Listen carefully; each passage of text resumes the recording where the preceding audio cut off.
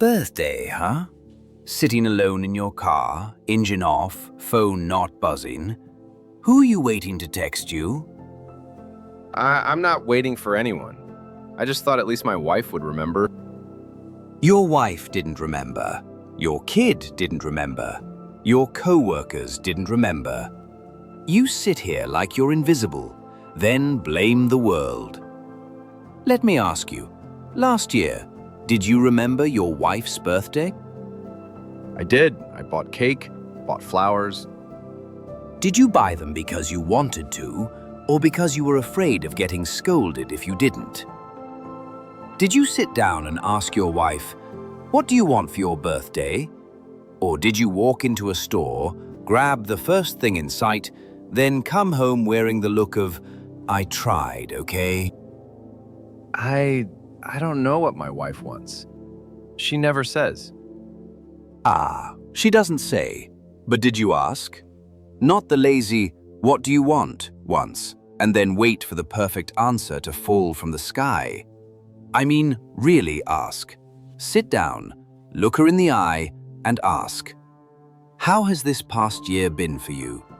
Are you happy? What do you need from me?" Have you ever asked those? Why ask? We live together. I know what she needs. You do? Do you know where your wife hurts? Do you know what kept her up last night? Do you know what she fears most in this life?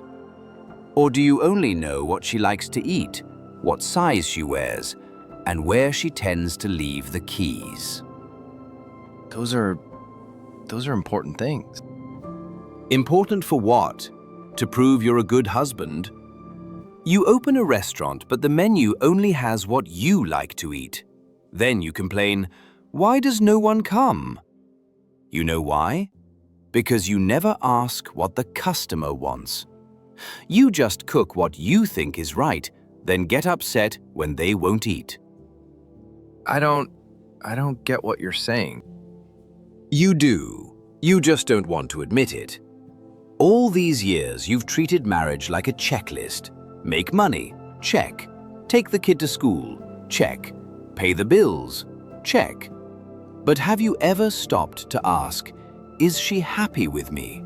Or, "Am I loving her the way she needs to be loved?" I do everything around the house. I don't hit my wife. I don't cheat. I don't come home drunk and smash things. I'm a good husband. Good husband.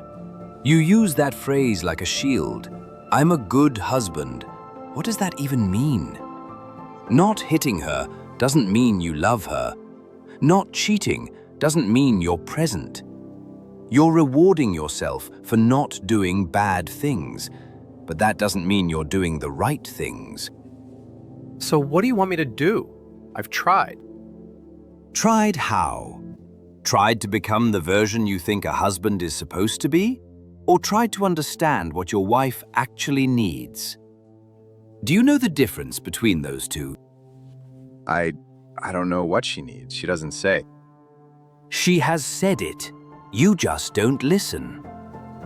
Every time she goes quiet when you ask, "How was your day?" she's speaking. Every time she goes to bed early without waiting for you, she's speaking. Every time she looks at you with tired eyes and turns away, she's speaking loudly. But you don't hear it because you're busy complaining, "Why doesn't anyone ask if I'm okay?" But no one really asks me. I'm tired too. I hurt too. But nobody cares. Nobody cares, or you don't let anyone care. Have you ever said, "I'm tired"? Not the, "Yeah, I'm fine," and then silence. I mean the truth. "I'm tired. I'm not okay. I need you to sit and listen to me." Have you ever dared to say that? What's the point? She's tired too. She has her own life. I don't want to bother her. Bother. You call sharing your feelings with your wife bothering her. Do you hear yourself? You just declared that your emotional existence is a burden. Then why did you get married? To have someone cook? To have someone bear your children? Or to have someone stand next to you in family photos? I love her. Love. You use the word, but don't know what it means. Love isn't just being next to each other. Love is letting someone actually see you, the good and the ugly, the strong and the weak. But you don't give your wife that right. You hide. You play the role of perfect husband, strong father, the man who needs no one. Then you sit alone in your car on your birthday, forgotten, and complain, "Why am I so lonely?" I'm not playing a role. No? Then when was the last time you cried in front of your wife? The last time you admitted, "I'm scared"? The last time you said, "I don't know what to do"? You believe if you show weakness, she'll leave, so you pretend to be strong. You've turned yourself into a statue, stiff, cold, emotionless. Then you wonder why no one reaches for you. I don't know any other way. My father never cried. My father never said, "I'm scared." He taught me to be strong. Your father taught you how to act, and now you're teaching your child the same thing. A perfect loop. This generation hides feelings, the next one copies it, and everyone ends up lonely. Do you want your child sitting in a car on their birthday 20 years from now, whining, "Why doesn't anyone ask if I'm okay?" the way you are today? No, I don't want that. Then stop. Stop acting. Stop pretending. You want your wife to ask, "Are you okay?" Then first show her that you're not okay. You can't expect people to guess. You can't expect telepathy. You have to open the door. You have to speak. What if I say it and she still doesn't understand? Then you say it again. And if she still doesn't, you say it differently. But at least you tried. At least you gave her the chance. Right now, you shut the door and complain, "Why won't anyone come in?" You stay silent and get angry. "Why won't anyone listen?" You hide and feel sad. "Why can't anyone see me?" Do you see the contradiction? I'm scared. I'm afraid if she sees me weak, she won't respect me. Respect. What do you think respect is? Do you think your wife respects a statue? Or does she respect a human being? Do you know what makes a man worthy of respect? Not fake strength, not a blank face. It's the courage to say, "I don't know. I'm scared. I need help." That's real strength. You make it sound easy. I didn't say it's easy. I said it's necessary. You've got two roads. One, keep acting, keep hiding, keep spending your birthdays alone in the car, until one day your wife leaves, not because she stopped loving you, but because she's exhausted from loving a statue. Or two, you go home tonight, sit down, look your wife in the eyes and say, "Honey, I'm not okay. I need you." Which do you choose? What if I tell her and she doesn't care? Then at least you'll know the truth. At least you won't spend your life wondering, "What if I had said something?" But my guess is she will care. She's been waiting for you to speak for years. She's been waiting for you to be a person all this time. You just haven't given her the chance because you're too busy playing the hero. I'm not a hero, I'm just a tired man. Exactly. A tired man. Not a hero, not a statue, a human being. And that's what your wife needs. A real person, not a perfect mirage. She needs to hear you say, "I'm tired," instead of, "I'm fine." She needs to see you cry, instead of seeing you frozen. She needs to know you hurt, you're scared, you're lost. Only then can she stand beside you, not as a servant tending to a statue, but as a partner walking with a person. But I don't know where to start. Start with this birthday. Go home. Tell your wife, "Honey, today is my birthday. You forgot, and that hurt me. I feel invisible. I need you to see me." That's the start. It doesn't have to be perfect. It doesn't need a speech. It just needs to be true. What if she gets angry that I'm only saying it now?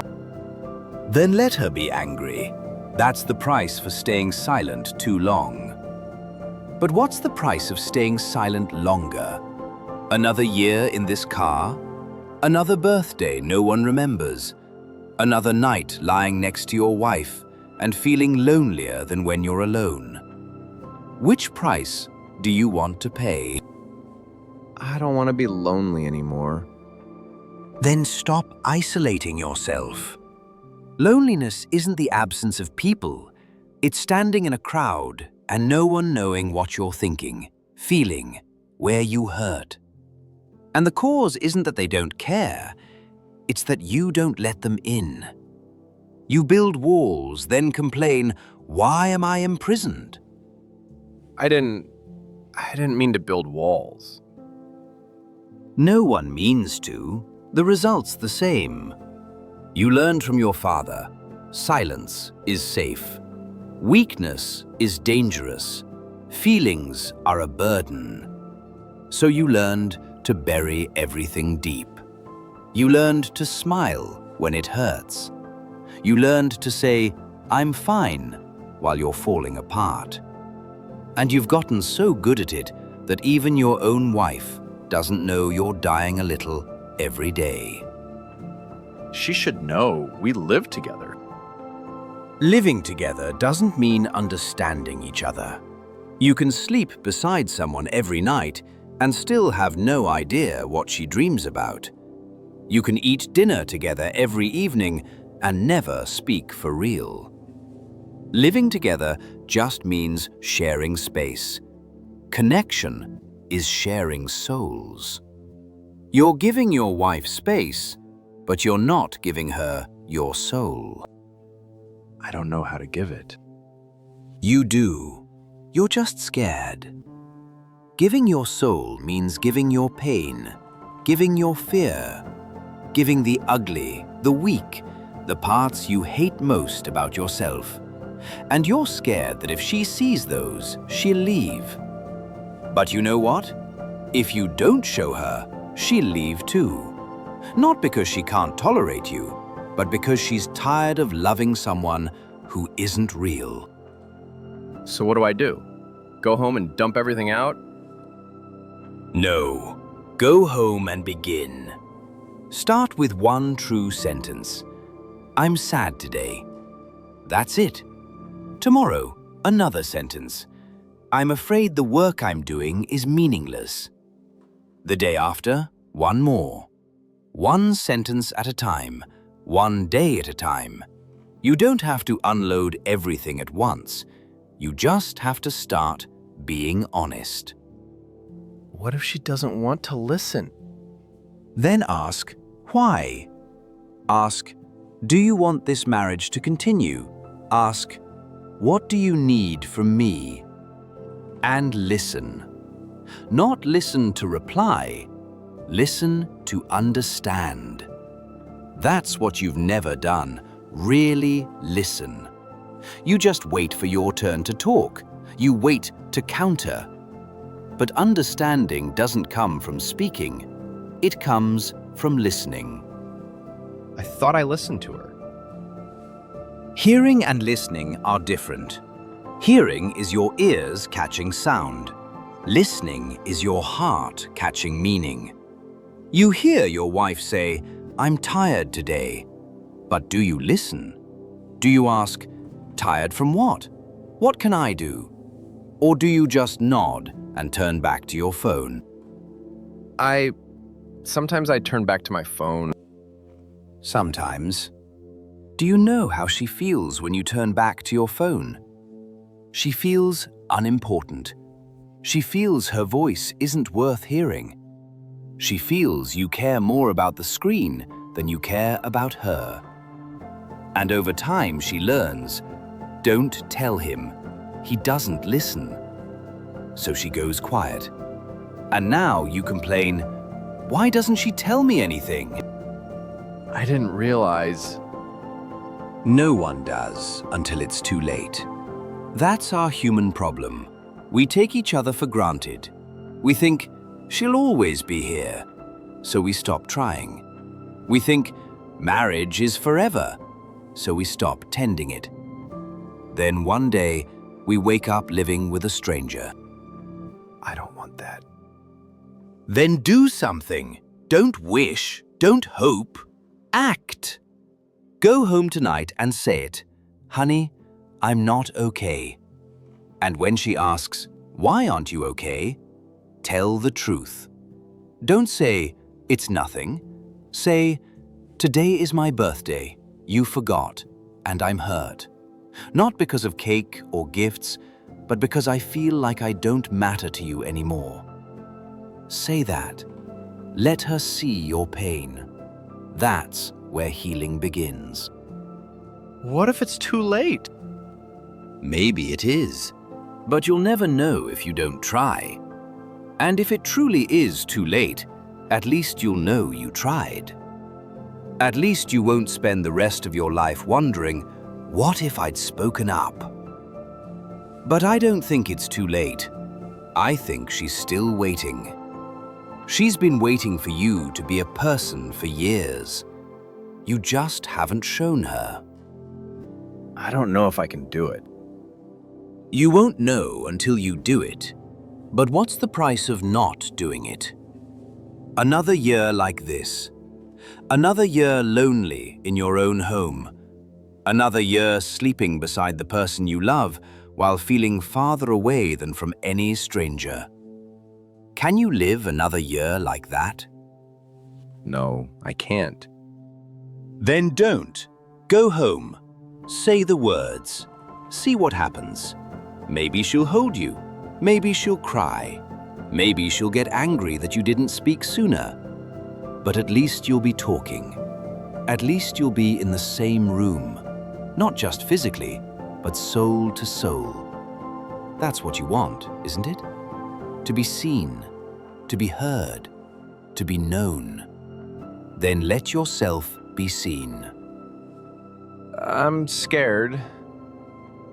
Good. Fear means this matters to you. Fear means you're doing something real, not acting. But don't let fear stop you.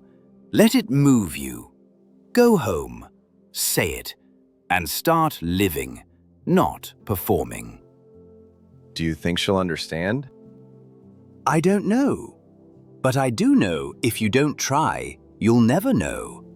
And that's the real hell. Not living in pain, but living in uncertainty. Not knowing if it could have been different. Not knowing whether she could love the real you. Do you want to keep living in that hell? Or do you want the truth? I want the truth. Then go, drive home, give her the truth. Not the polished version, not the pleasant version. The raw truth. You're hurt, you're lonely, you're scared, and you need her. Say those words. Then listen to her answer. And whatever she says, at least you're finally having a real conversation. That's more than you've had in years. Thank you, sir. Don't thank me. Thank yourself when you actually do it. Now go, start the engine, drive home, and become the color you want to paint for the world to see, not the color they told you to be. Be who you really are.